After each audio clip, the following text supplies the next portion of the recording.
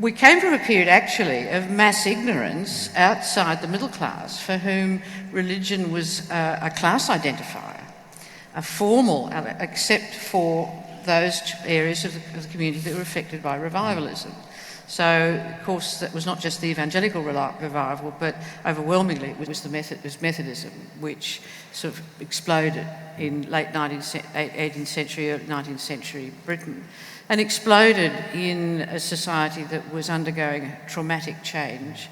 And I think a lot of Charles Wesley's hymns, you can imagine people huddling together in a tent, and they're playing a violin, and the hymns are all about fire and warmth and heat because they're so cold.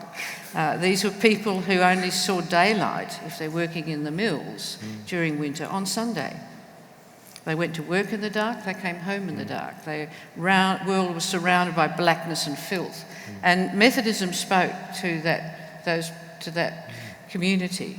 Didn't work in London, but it worked in the Vales of Wales, it worked in north of England. And then that too lost its momentum. And I think already by the time Methodism came to Australia, it was moving, and the late Dr. Wood would say that once Methodists became middle class, it lost its way. Well, that was about 1850. So it was a long time ago. Now, we've gone actually from this period of ignorance to a great emergence of institutionalised churches and the use of schools to train people in religion. And this the Catholic Church realised very strongly. So what they did was begin to re-Hibernize the Irish in Australia. And they had a huge number of teaching brothers and nuns people who'd flocked into religious vocations after the Irish famine. And they were able to export this workforce through the United States, Canada, and here to populate their new school system. And so they knew that if they were to keep the flock, and in fact to grow the flock, they had to get them into schools.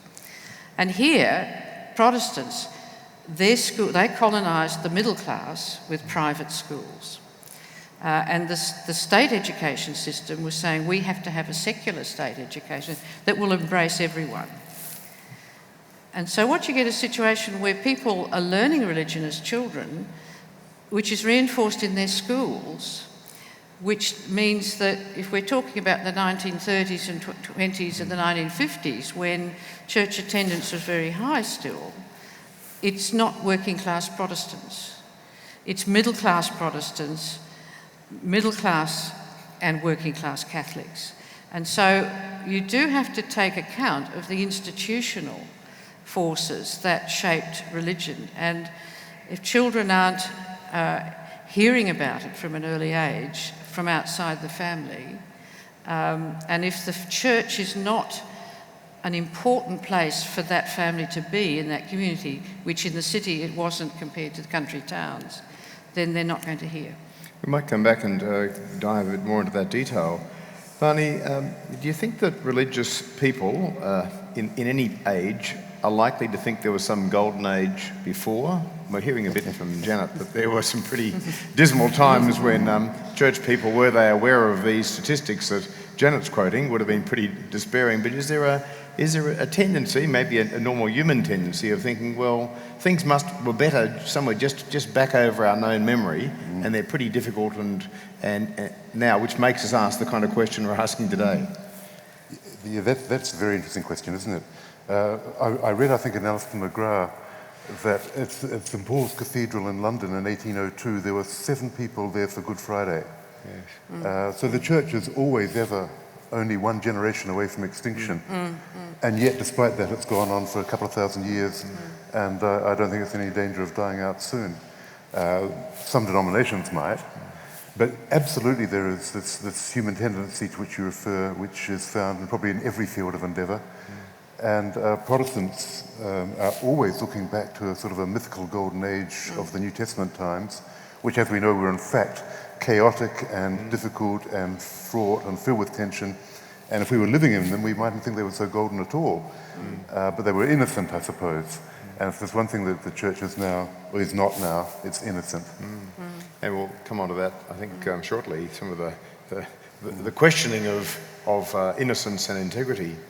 But Janet, if we were living in, say, some of the suburbs you looked at, you know, we could compare probably Richmond to Brunswick, I think, as you've done. You know, pick your time of the golden era. What, you know, of the high point of religion, what would have been the things we would see as people living in those kind of suburbs? Well, if you're taking those two contrasts, Richmond was a place of strong Catholicism, and Brunswick was, interestingly, a place of strong Methodism. And it had a very interesting effect on the Labor Party, because in fact the Labor left was a Protestant left, and the Methodist Church in Brunswick, which was vast and had this enormous Sunday school, and that's where people actually learnt to read. They often learnt to read at church in Sunday school better than they learnt at school, and the Sunday school teachers saw that as their role. And it gives the left a particular flavour, and the sort of people that you got to think of is someone like Oswald Barnett, who emerged from that environment. And that environment was created by largely English workers. I mean, Northcote and Brunswick are a bit of the Midlands transported to Melbourne. So you've got the quarries and the potteries and the clothing manufacturers and the textiles and the stocking ware and so on. Now, Richmond was a different sort of economy. It had a lot of Protestants. Catholics were still a minority there, but they had captured the politics. So they captured the public image. And although there was a strong Anglican church, the Methodists were weaker, and the Catholics had captured, and I mean, they had Archbishop Mannix walking through the suburb every day. I mean, that was of huge symbolic importance. And so the mythology that the working class is an Irish Catholic working class, which is a myth, certainly it's not there in the census, is something that's emerged from that sort of Labor ideology. And one of the things that a lot of older people said to me years ago was that Catholicism, the Catholic Church, drove them out of the Labor Party, that they felt it had become too Catholic, and that if they'd stayed in England, they'd be voting Labor. And so the poison of sectarianism, which is what historians are interested in writing about, and we mustn't forget how powerful that was. And I think today, if we compare today with, say, the early 19th century, the strength of evangelical religious assemblies of God and so on is equivalent to what was happening with the Methodists then, or was happening at the end of the 19th century with the Salvation Army. So, in fact, the religious energy that is spontaneous and creative is happening outside institutional churches. And if we look at a long historical perspective, it goes up and down. Talking about sectarianism, Archbishop, it was traditional that the Herald was the Catholic paper and the Age was the Protestant paper. And I was privileged to know the first Catholic hired by the Age, which was Tom Duggan in the 1960s. I mean, I'm not saying there weren't any Catholics before that, but they weren't hired apparently as known Catholics, as mass attenders. Tom Duggan, who became chief leader writer and had a distinguished career and is now still on a farm down in Gippsland, was the first in the 1960s. So these would have been unstated institutional embedding of these religious identities. People would have presumably at the time accepted it and not questioned it. We look back now and see it as almost like blatant. You couldn't design a system almost as perfect as that, but it kind of happened because of the identities just coalesced and people fed into different audiences. You just knew, didn't you, that if you were a Catholic, you didn't apply for a job at the Age or vice versa. Or at the Women's Hospital, if you're a doctor. I mean, so the Women's Hospital in the 30s and into the 1950s prided itself on having no Catholics, no Jews and no women amongst the medical staff. Well, since we're on the interesting topic of the Women's Hospital, I mean, it's an institution, as you know, because you've written about it, where in succession there was, I think, about a period of 50 or 60 years when the wife of the incumbent Anglican bishop was the chair of either the committee or the Women's Committee. Strongly a public role of, perhaps again an unofficial but a very public role of them. So this, I suppose, what I'm interested in here is The role of religious people, because these women particularly came from Hull, they were very affected by evangelicalism in Hull in England, and were concerned to see its social outworkings. But the role of religious people in setting up some of the things that we now accept as not religious, but significant institutions in our society, like the Women's Hospital. I mean, I think this is one of the things that I would like to see in the school curriculum, Christopher Pine, when you talk about the English tradition, is that the English tradition of social institutions and institutional organisation that was brought here by the English settlers had profound influence on the way in which Victorian colonial society formed itself. And I'm always amazed at how active people were, how many meetings they went to in terrible weather, with awful roads and awful transport, building institutions, whether it was hospitals, voluntary hospitals, benevolent asylums, and then mental asylums, orphanages, industrial schools for children, institutions for the blind, institutions for the deaf. Now, we take it all for granted, but in fact, they needn't have done any of that, and in other frontier societies, they didn't. They didn't in the United States. So what's special about what comes to this colony in particular and to South Australia? Well, one of the key things is that both were founded as free colonies, not as convict colonies. And in the convict colonies, the social welfare system is one imposed from above by the state because it was an extension of the convict system. So the hospitals emerged, the public hospitals emerged from the convict hospitals. But even that, the whole convict system itself was in fact infused with this concept of a welfare state. And what in fact the English brought here was the secularisation of the Christian obligations of charity, which had to be secularised after the Reformation because with the destruction of the monasteries, the institutions that cared for the destitute, sick, and aged had disappeared. And rather than leave them to die in the streets, or as they became in Europe, a vast army of homeless people that by the end of the 17th century were besieging the towns, asking for alms, and being sent away and being shut out. This is the beginning of the Great Confinement, where they start building massive institutions to sort of lock people in. What the English did in 1601 with the Elizabethan Poor Law was to secularise the concept of Christian charity and set up for the first time a welfare state.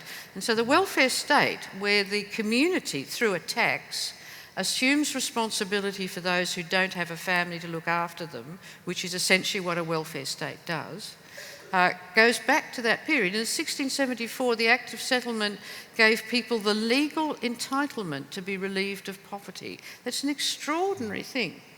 Now, this is putting into secular institutions fundamental Christian principles. And so at the very core of our society, the whole idea that in fact we are responsible for each other, that our welfare as individuals is embedded with the welfare of us all, that we share responsibility, that we all go through life in various stages of dependency and capability, and that part of being human is that we share that.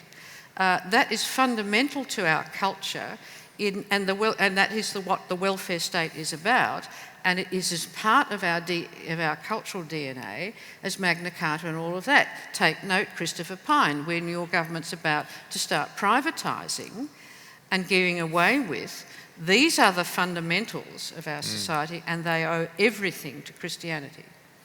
So just explore that question a bit, Barney.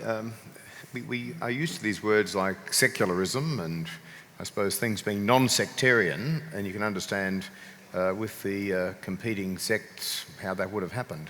But are these concepts the same as atheism? Because we often seem to, in the modern press language, and even books, use those interchangeably. Yes.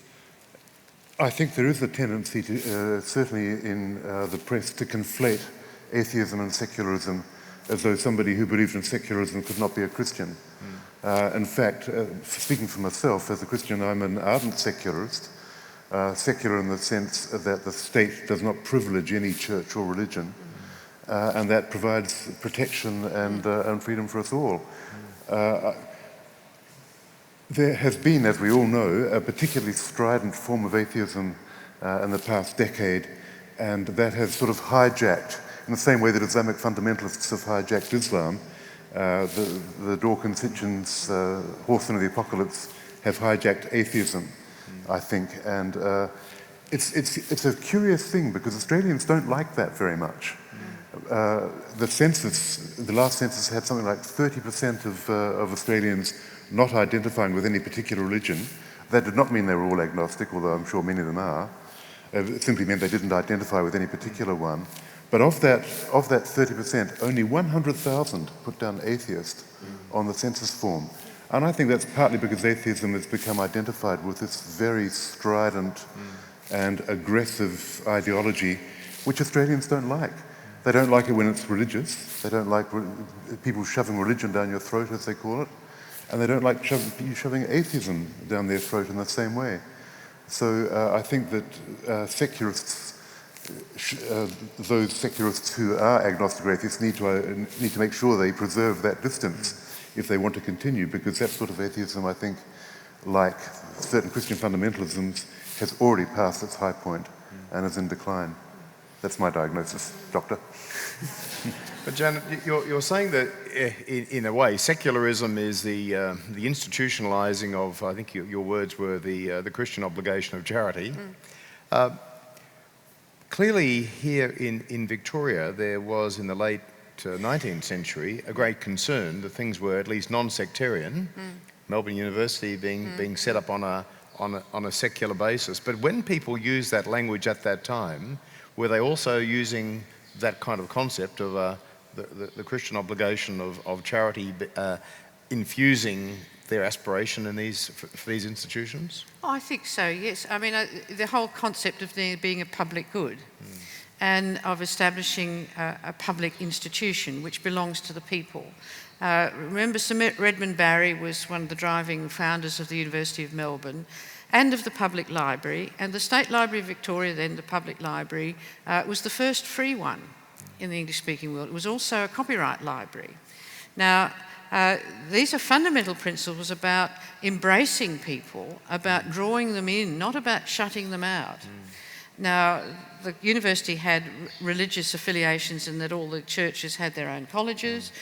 They were a privileged part of the university because only college students got tutorials. The mere plebs who came in the daytime just got lectures. But in a real sense, I think they're very aware that they've got to be a secular society because it was a highly multicultural society. And that's the other part of it. The Irish diaspora in Australia is about one of the biggest in the world. And this was an interesting diaspora, that the Irish who came here, apart from the convicts, and they're different from what a lot of people think about convicts, were largely people who paid their own way in Victoria. So they're nearly all literate, they're different sort of Irish immigrant. But people were very conscious that they had a multicultural and a multi-faith society, and that the experience of the frontier was beginning to break down differences usually in the bush, but essentially if they didn't have a secular framework, then other churches would not get tolerated. So it's exactly as Barney is saying, secularism protects freedom of religion, freedom of faith, which, as it does in the United States, that they have a secular state also. And when did this identity, say in Brunswick, that you've described, of the almost like the institutionalisation of Methodism with the Labor Party and the politics, or differently in Richmond, when did that break down? It breaks down after the war. So with social mobility, people moving out, the huge increase in people's incomes that came first from war work and war service home loans. Living in the inner suburbs wasn't very nice in those days. They were very dirty, they were very crowded. The housing needed a lot of rebuilding. And so people moved out and into... for the 1950s, what seemed to many, even though they had unmade roads and dunnies down the back and the rest of it, it was a suburban paradise. And churches there, because they're now new frontier people. The North Balwyn frontier, the South Box Hill frontier. And there, as in the bush, churches became very important again to be able to make friends, to form communities, people getting together and starting kindergartens. For nonconformists and who've got worries about dancing and all that sorts of socialising, the church was a very good way of controlling courtship. And usually when Methodists set up anywhere, the first thing they did after finding somewhere where they could hold services and some sort of music to be provided, the next thing was to make a tennis court, because then you could get young people to come to the church. So the church strengthened because those sort of frontier communities needed it. And within Brunswick, the space was filled by immigrants, so the suburb changed. But what was also happening in the 50s, with the continuation of that sectarianism, the Cold War, the Labor Party being consumed by both this sort of extreme Catholic right, which ended up in the DLP, and all of that which did huge damage.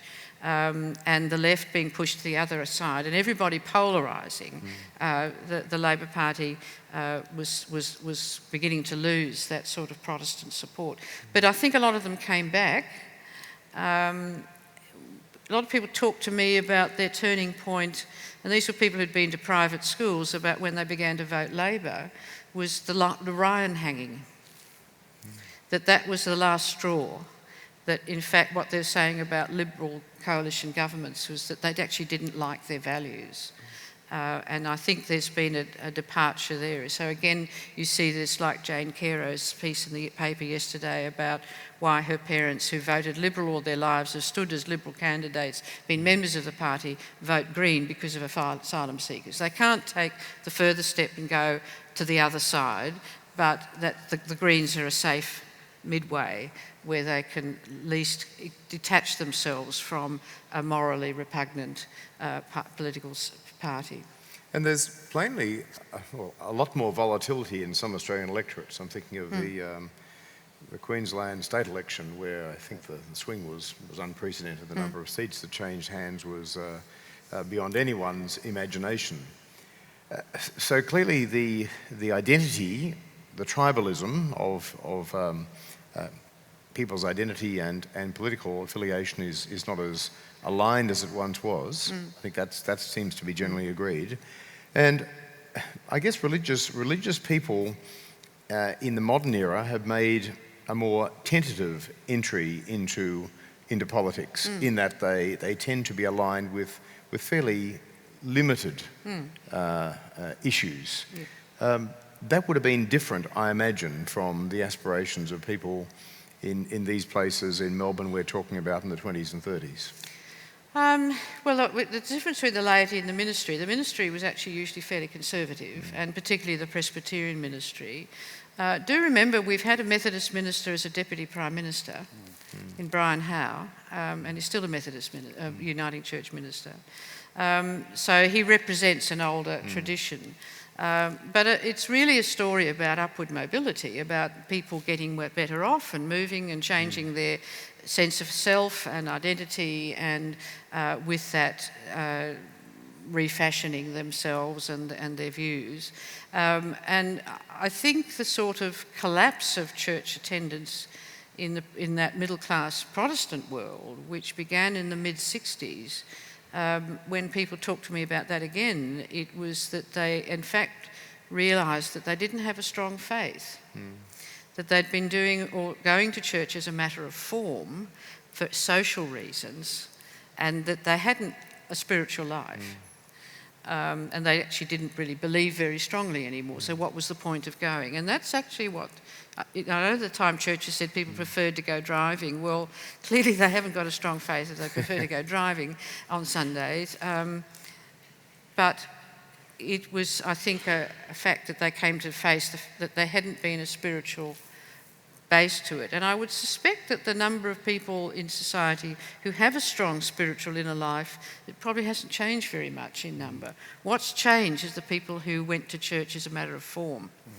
Although it's also true that the political class, churchgoers and Christians are grossly overrepresented, which of course I think is a good thing. But it's amazing how many politicians identify and are churchgoers, and I think that may stem from the Christian idea of public service for that generation. I think it's going to break down a bit as we have a political class now that's filling the seats. But there was one other point that you made that struck a chord when you said that the churches in the outer suburbs became a gathering place and performed an important social function.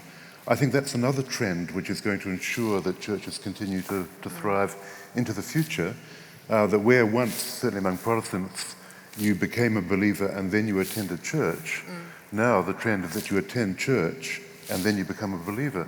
And the reason you attend church is because so many social networks are breaking down, the loss of an idea of a commonwealth, the loss of many forms of community. It survives and flourishes, not in every church, but in many, and therefore that's one of the things that is going, I think, to keep churches flourishing. Now, Barney, after we conclude here today, you're going up to the Parliament to hear the speech about the release of the Parliamentary Committee report into institutional sexual abuse, which clearly is much to do with Christian churches. We mentioned earlier some of the things that might discredit the public role of religion. Surely this is a very high influence one that would be doing that amongst people of our generation. That's right, it's been calamitous. I remember 5-10 years ago we were all talking about it being the biggest crisis for the Catholic Church since the Reformation. We've gone past that now and we're talking about it as being the biggest crisis for the Catholic Church, certainly in the West, ever.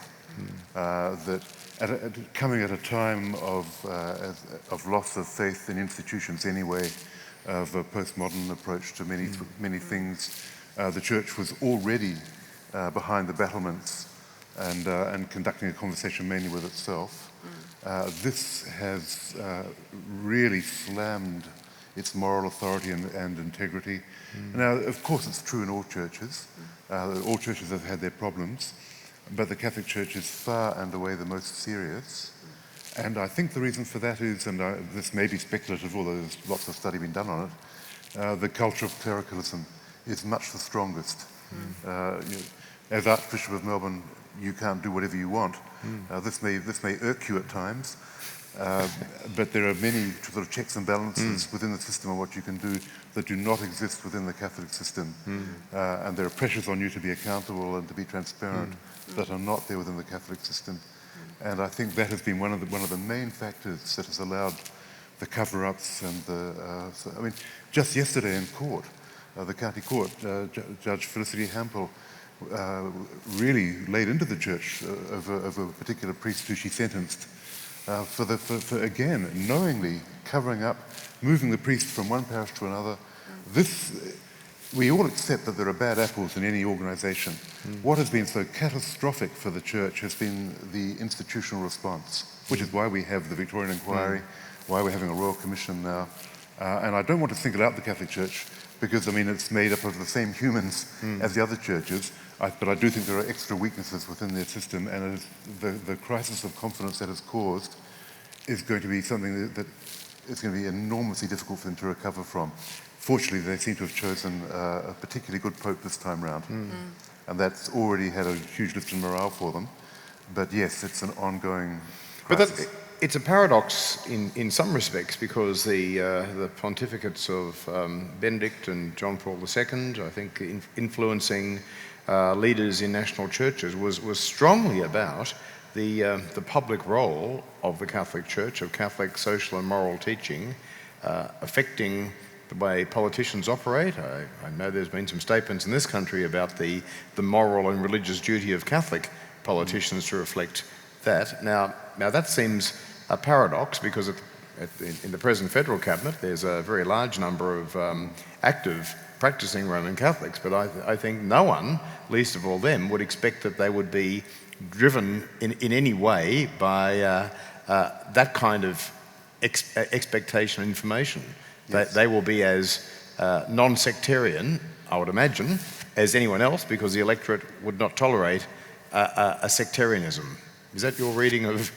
Yes. But it is a paradox, I think. Well, I think it's a classic case of do as I say, not as I do. The church is legitimately concerned about the moral fabric of its members and of society at large. I think it's important that it should continue to do so. But it's got to apply to within the church as well. And that's... Benedict, I think, did take sexual abuse very seriously. He told his brother, who told the press, that was that kept him awake at nights and stopped him sleeping. But nevertheless, he was quite ineffectual at dealing with it. And as for John Paul II, this is a personal opinion, but I think it's staggering that they're going to canonize him, because I think his connivance and complicity in covering up child abuse was appalling. Well, first of all, he saw it as just an Anglo-Saxon... No, sorry, first of all, he saw it as just a media conspiracy. There was no problem at all. The media were making up stories because they hated the church. And then, okay, there was a problem, but it was only in America. And then it was only in the Anglo world, and so on. And as we all know, paedophiles such as Maciel really flourished. And although he did wonderful things in standing up against communism, and he was clearly a figure of his own culture and times, I think it's extraordinary to make a saint a man whose record on this is so bad. And Jen, very different issues again, but from your research, you found, well, I suppose, a similar story of the loss of faith of Presbyterians during the Depression. The 1890s Depression. The 1890s Depression really dealt a body blow to the Presbyterian Church in Victoria, because so many of the big land boomers were elders in the Presbyterian Church, and a church like the Tarak Presbyterian Church, that nearly all the major land boomers were elders of that church, and everyone in that church would have invested all their money in their ventures, and then the whole thing collapsed. And I don't think Presbyterianism recovered from that shame, that they really lost confidence, and they deserved what they got, because they had put mammon before God. So, greed had paid its way, and they've suffered for it. And so the church, and it was said at the time in later years about Presbyterian Church, and then it became a very conservative church, so that progressive Presbyterian ministers found it very difficult. So those who were interested in the peace movement in the 50s were ostracised and moved around and not allowed to get parishes and so on. So, it was a difficult time in Presbyterianism, which, with the formation of Uniting Church, the group went and stayed Presbyterian and held on to the money and held on to the property. And I think it is so different from the Church of Scotland, and particularly the Highland churches, which have been enormously progressive, and where the clerics, the ministers in Scotland have been very much on the side of the people, and have been a lot of socialists amongst the Presbyterian clergy in Scotland, as it was in the Great Famine, which reached the Highlands of Scotland as well. There were very few deaths from starvation because the Free Church ministers organised the food. And so there the church was very close to the people, and here they made all too much money. So, in the sense, although Protestantism survived in the middle class, it's self-destructed because of affluence. And I was just thinking as Barney was talking, and you were saying too about how many avowed Christians we have in politics now. I wonder if people over time are going to say, well, yes, how about being Christian? The present government has cut AusAid at an appalling level, which is going to have catastrophic effects. And we've got this absolute, utter tragedy in the Philippines, and we're giving $10 million. I mean, it's just pitiful. So, here, but they better start living their Christianity. No, we don't want a sectarian political streak, but we would like some good values, some Christian values. And that's what you don't get. You don't get Christian values, you get Christian identity, so they're using religion to make themselves look like great people, but they actually don't practice their religion. But wasn't it, sorry. Okay, no, go ahead. Wasn't it entertaining about 10 years ago or 8 years ago to watch the politicians rushing off to Hillsong? Yes. We have on both sides, because Prime Minister John Howard and Peter Costello, but also people like Bob Carr, they all thought that this was going to be a beautiful access into the very marginal seats of Western Sydney. And of course there was nothing of the sort, because the Christians of Hillsong are not politically motivated. They're aspirational, and they were not at all interested in this political agenda. Barney, we just might have one comment for you before we open things up for discussion, but we've talked substantially about the role of Christianity. Is there a view you have about the broader effect of the greater and more visible presence of non-Christian religions in Australia impacting on our discussion and the broad body politic? I probably haven't got very much intelligent to say about that, Philip, but that won't stop me talking. I think it's a good thing. I love living in multicultural Melbourne. I think we're a very rich city. I think that it's not a bad thing for the church to have to defend itself in the marketplace of ideas and in politics, so that what we do is more intentional and more effective. And I think that generally it's been an enriching thing for the city and this country. Thank you. Well, this is, I think Chris is going to come back and open up the floor for any questions or comments or discussion. We'll take 2 or 3 questions at a time, so please raise your hands where you are and wait until a microphone comes to you. So, do we have a question in the middle here? Apropos of that last comment, I'm just finishing a book by Dr. John Wilson about Christianity alongside Islam. He makes the point, as you've been discussing, that in the postmodern Western world, secularism, hedonism, decadence, and the growth of individualism has weakened the Christian faith in our society, and that the Muslim diaspora who come here have a very strong faith, which is a life system, not a faith. It's a life system with very strong ethical and moral values, and they see the West and Christianity as the opposite. How do you see this evolving? And do you think, and I think you were just saying that it may be in fact a challenge that will cause Christianity to reevaluate itself, but how do you see this evolving here in our society with the potential growth of the Muslim faith alongside Christianity?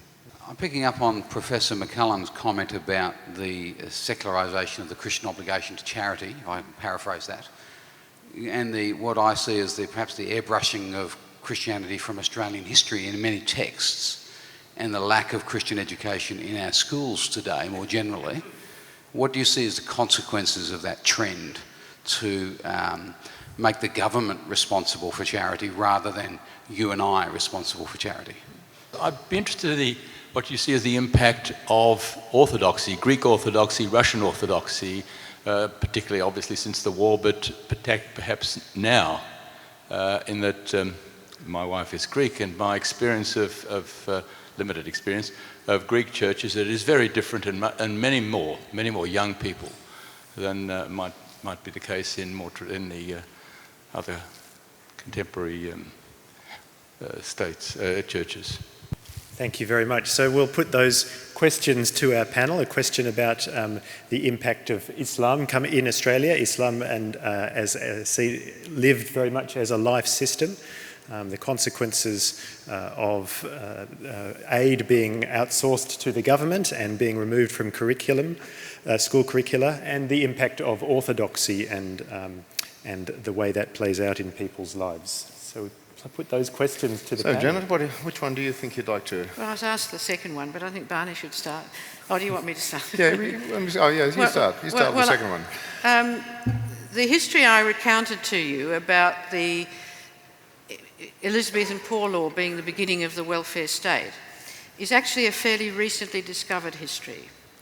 And this has emerged from extraordinarily detailed work over many years from a group known as the Cambridge Population Group, who've worked through parish archives in great detail to see that, in fact, until the end of the 18th century, this worked very well, and that we now can understand it as a form of welfare state that effectively protected the English against famine, unlike what happened in Europe.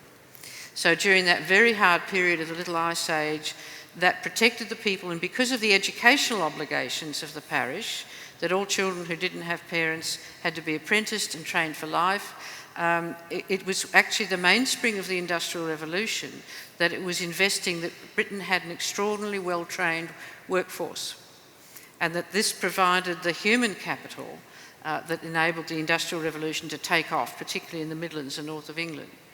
So this is a recently discovered history, and so what I'm giving you is cutting-edge scholarship. And so it's not yet become part of the mainstream of how historians understand the past. Now, what we've lost, for instance, is British history from our curricula. We're even losing it in the universities. It's scarcely taught at all. It's not taught at school very much. And you can't understand Australian institutions without British history. But even the British history at the moment has been focusing on all sorts of Tory interests in empire, in power, on the Navy, and if you just see the sort of stuff on television. So what's happening is that, in fact, the history questions around the world are focusing on things that sell, and what sells in history books? War. Go into Dimick's and look at the history. It's war. Everyone's obsessed with war because it's dramatic, and that's what you get students in by. So we've got this problem that in teaching history in schools, it's actually a developmental issue because there's a few peculiar children, like most historians were, and many of you probably were, who as children are interested in the past. But in fact, most kids aren't, and it's something that people develop as they grow older. And as their own memory and sense of themselves in time changes, they get interested in history. And if I could be paid a cent for everyone who said to me, I hated history at school, but I love it now, I'd be a very rich woman and I could retire tomorrow. And so it's a developmental issue, just not a thing that historians are conspiring to not teach what they should. So this whole idea that we've now got to start rethinking even what's the basis of Western civilization, which politicians are great to talk about, but they're very selective when they talk about Western civilization. And the sort of values I'm talking about communal responsibility, also exist in Islam and also exist in Judaism. And the issue we have is that very religious country, the United States, has spawned a form of capitalism that requires that people are individuated, are helpless, have no connections because then they can be moved everywhere. They can't defend themselves because they're all alone. And our real enemy is in fact a system which proclaims itself to be supported by religion, but in fact is out to make as much money of us as possible. So this very religious cabinet we've just got has set up an advisory council headed by a man of the Business Council of Australia to look at how we waste money in government, and his first statement in public is that too many people in this country are overpaid. And if we want to become competitive, we need to get our wages down to what they are in the Philippines, which is the underlying principle. So our problem is that some of the people who profess Christianity most powerfully have no understanding of the actual obligations that are inherent in being a Christian about our obligations to each other. And the state is best to organise that sort of charity, and it simply means we pay a bit more tax, and it means that middle-class people give up certain tax breaks they get which they shouldn't get, because what we face in the future is that our whole welfare system and health systems will become completely unaffordable. So we now face the real crisis that we will lose our fundamental welfare state and structure of the social contract because we simply can't afford to keep the hospitals going for the people who'll need them We can't afford to keep the pensions going for the people who'll be aged.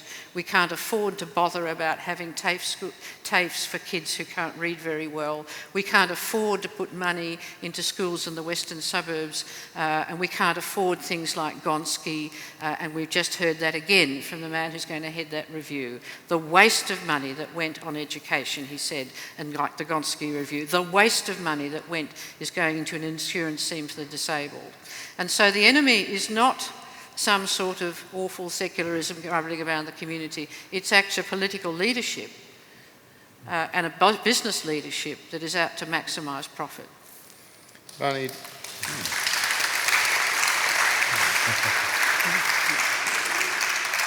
Barney, do you have any intelligence on the situation of Eastern Orthodoxy, Greek, Russian, other Christian Orthodox churches in Australia, and how they've become part of the society? Before I say that, can I just make one observation about what Janet just said, that the leader of the Business Council never seems to think that the people who are getting too much money are the CEOs of the big banks or the big insurance companies. Well, the Orthodox churches in Australia are a little bit like the Muslim, to conflate the two questions a bit. They tend to be very much ethnically based. And they were very strong when the immigrant communities were new, because they were a means of reinforcing social identity, a way of adjusting to the new country while preserving the culture of home. But I don't think the Orthodox churches now are growing, and I know that the Greek Orthodox, for example, are very worried in the same way that Jews and Muslims and other groups are about intermarriage and loss of identity, and I think that's going to continue. And it's also why I'm not particularly concerned about Muslims in this country having separate agendas and so forth. It's a fantastically complicated question which I can't possibly try to approach in any detail. There are more than 60 Muslim communities in Melbourne, and they're very ethnically or nationally identified. But the evidence seems to be that they are like previous immigrant communities, that the Turks who started coming here in the 60s are like the Greeks and Italians who came here in the 50s, and while they do preserve something of their cultural identities and their religion, which, as they should, they do also adjust very well to Australia. And I suspect that in 2030 or 2040, we won't be worrying about Somalis or so on. The difference, of course, is those Wahhabi-influenced or Salafist-influenced groups who do reject the West. They are not going to integrate, but I think that they're going to have a lot of trouble hanging on to their children, because it's going to be, it's not attractive. And the evidence is that the children of the other immigrant, the Lebanese, grow up and want to be Australian. And they will be Australian Muslims, and I think so I'm optimistic about that. Yes, there will be hiccups, but by and large, I think it'll be the same as the Jewish story or the Greek story, and they will integrate.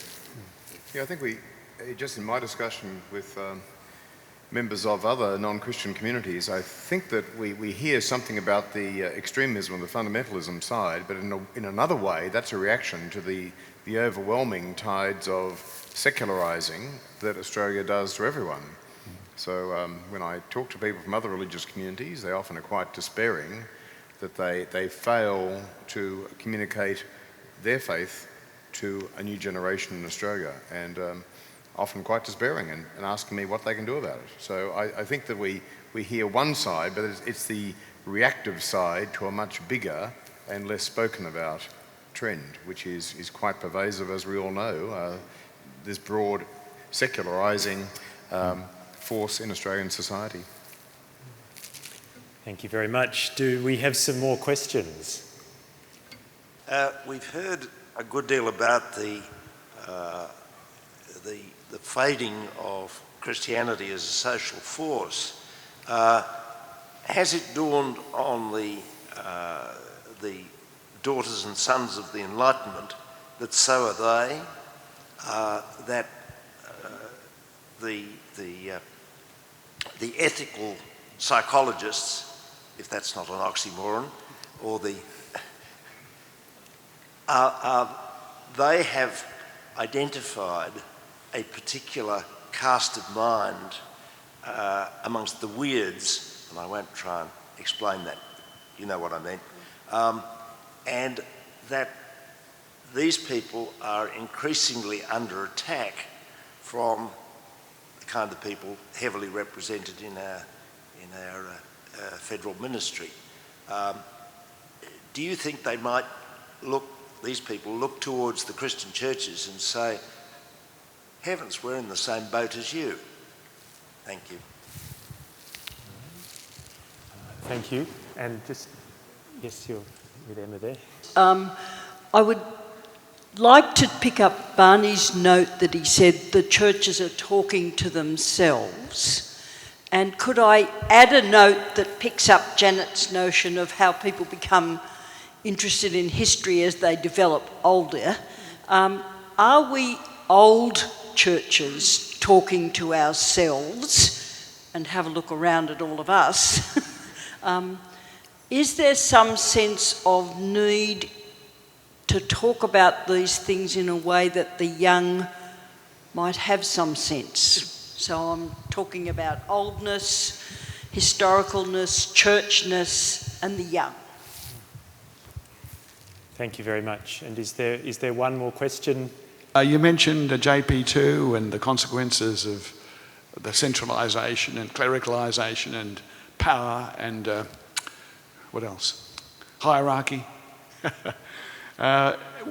Professor Parkinson made the point that within the whole child abuse issue, clerical abuse issue, that the Catholic Church was the numbers involved were something like many times greater than the combined churches combined.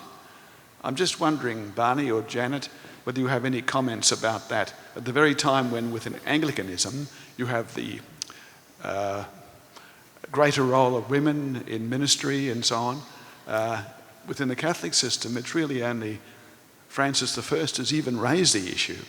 I'm wondering whether those issues of clericalisation, centralisation, exclusion of women, hierarchy, is that a major concern with this whole child abuse stuff? Thank you very much. So we have, I think, a couple of questions asking about the churches talking to themselves and different groups in the churches and societies recognising that perhaps they're not the powers that they used to be, and also the different dynamics in different church traditions and denominations and the extent to which that is a factor. I hand those good questions to our panel then. Well, yes, I think the Enlightenment project died in 1914 to 18. I think that's not a controversial thing to say, and it's in its death throes now. The Church will outlast the Enlightenment. That's not to decry the Enlightenment. Obviously, it brought us wonderful things, but I think your point is absolutely right. There are many things that the Catholic Church does really, really well. And I think that's one of the reasons why it's going to be sustained into the future. And one of the things I particularly admire is the way it trains young people to have a moral vision and to see a world beyond themselves. And I think, so I've said a lot that's been critical of the hierarchy today. I did want to make that point, that I think they do a lot of things that are particularly good and admirable. But yes, the short answer to your question is yes. There will be changes, and if there are not changes, then the Church in the West will collapse, because it's being kept alive mainly now by migrant communities, certainly in Australia. The Irish influence, as you would well know, is greatly diminished, and it's Vietnamese and Maltese and so on. I'm sorry, what was the middle question? Oh, what about the churches talking to themselves? Are they old churches talking to themselves? That's right. So this is the developmental psychologist. Perhaps you can tell us whether ethical psychology is an oxymoron or not, as Charles said before. Well, I've got a lot of faith in young people. I think that people talk about the young as being narcissistic and interested only in themselves. Of course, there's an element of that. But it's when they're young also that they're the most idealistic and most concerned about social justice and so forth. And if the churches can articulate their own vision on what we stand for, then I think we've got a strong chance. That's the way in to firing up their imaginations, I think. That's a very short, simple answer to a very complicated question, but that's what I think. And just in our last few minutes... Yes, well, perhaps I should talk more because I have contact with students, that what I see with young people and my own children and their friends, they're very angry. They're very angry that they feel cheated of the future. They feel angry about what's happened to the world environmentally. They feel very angry that they feel powerless, which is really their disengagement from everything, from politics. And, you know, the attachment to the Greens is not really a politics, it's more a sort of fashion statement. It's a very woolly sort of idealism, but they're not actually going to change anything, or they're just going to make a personal statement about themselves, about their views. And so, although there are a lot of younger people getting into politics, they've often got personal ambitions in politics. But generally, students as young middle-class people are quite pessimistic about their own futures. And a huge number never expect to own a house unless their parents help them buy it. They know that the job market promises them almost a lifetime of insecure work. They really worry whether they can afford ever to have a family, and they don't know if they're going to be a future. Now, I'm of the generation that grew up thinking, and I certainly as a child believed, there was going to be a nuclear holocaust and that we'd all be consumed, as Tom Lehrer said. We'll burn altogether, and when we burn. And I remember my father saying in 1989 that it was the first Christmas he felt secure that the world would go on, because the Cold War had affected my parents very profoundly. And so the young people need, and they have a great need to feel that life matters and that it's important. They have a lot of mental illness, they have a lot of depression, they are very idealistic. But the other part about faith is it's got to have some magic. And I really do think the churches have gone and taken the magic out. Indeed, maybe this crisis in Catholicism is a huge opportunity for the Anglican Church, which has kept its ritual and has the most wonderful liturgy and language, to get the Catholics back in. So, because I know so many older Catholics who actually attend Anglican services because they find Catholic services so drab. And look, I'm a sucker for church music, so I do find limp-wristed guitars and not terribly exciting. And I think in the attempt to get to the young, you've actually lost the plot. And I think the church has got to bring back some magnificence. It's got to bring back drama in its services. It's got to bring great music. You've got to actually excite people to some extent. And the revivalist churches do that. The fundamentalists do that for a time through heightened emotion, and that's how the old Puritans also worked. But think about, there's got to be the magic there. We can talk about the institutional church endlessly, but in the end is that emotional life that it's about. Well, and until that's found, then you won't get anywhere. Well, on that note, thank you. Our time has run away from us. So thank you to our panellists and to Archbishop Philip. Thank you to all of you for coming out on this wet morning and being part of this conversation. Thank you very much, and I hand over to Archbishop Philip to conclude this morning. Let me conclude. I know people are getting wonderfully restless this morning. We'll just conclude by appreciating a conversationalist. I think it was really great to have this engagement, because it's clear to me, as someone who is a church leader, that the society doesn't kind of do the work for us that maybe it once did. You know, I think no longer does the society work to convince us that we are all part of a big Christian project.